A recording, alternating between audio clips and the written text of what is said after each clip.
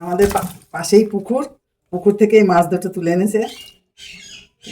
দেখুন, জ্যান্ত মাছ। এই মাছগুলো দিয়ে নতুন একটা রেসিপি তৈরি করব। হ্যাঁ, দারুণ খেতে লাগে জ্যান্ত মাছের ঝোল। তোমাদের সাথে শেয়ার করব, তোমরা দেখতে থাকো। যে মাছটা ধরে এনেছে সেই মাছটা দিয়ে, এটাকে লাইলন টিকা বলি আমরা, এই মাছ দিয়ে সবজি দিয়ে একটা ঝোল করব। যদি এই এই রেসিপিটা তোমরা যদি ভালোভাবে না দেখো তাহলে বুঝতে পারবে না যে কীভাবে ঝোলটা রান্না করলাম।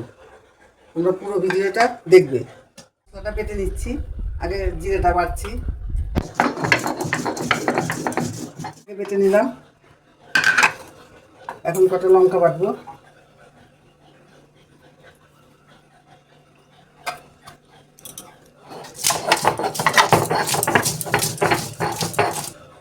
লঙ্কা বাটাটাও হয়ে গেছে।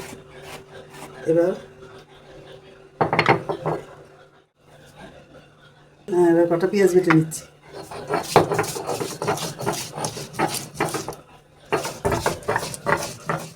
মশলাটা বেটে নিয়েছি, আর কিছুই লাগবে না।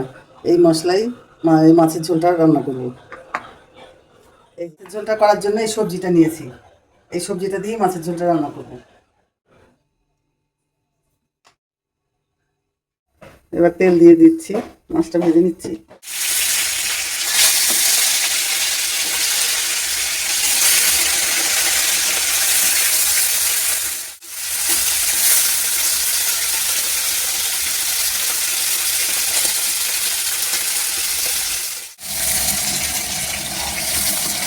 এবার মাছটা নামিয়ে নিচ্ছি, ভাজা হয়ে গেছে।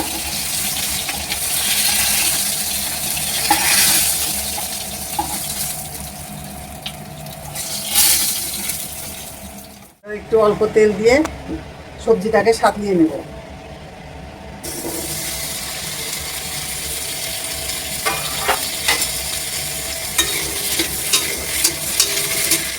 হলুদটা দিয়ে দিলাম।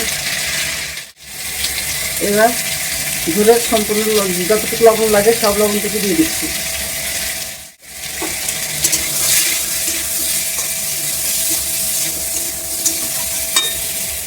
ঢেকে দিচ্ছি।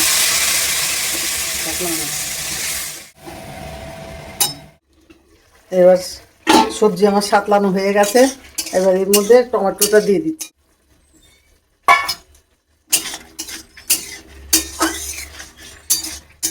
জল দিয়ে দিচ্ছি।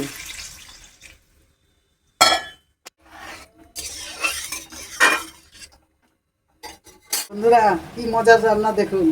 এই যে ঝোলের মধ্যে মশলা দিয়ে দিচ্ছি, লঙ্কা দিলাম, এবার জিরে দিচ্ছি, এবার পেঁয়াজ বাটাটা দিয়ে দিচ্ছি। এবার ফুটতে থাকবে।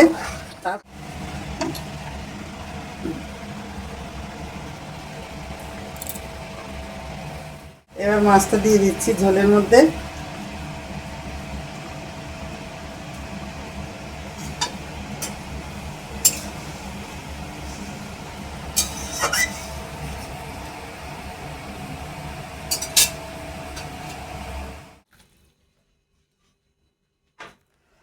এবার তেল দিয়ে দিচ্ছি,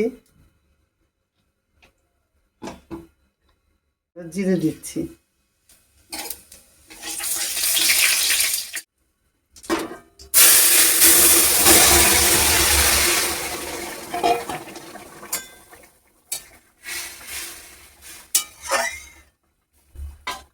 আর এই চেরা কাঁচা লঙ্কা দিয়ে দিলাম।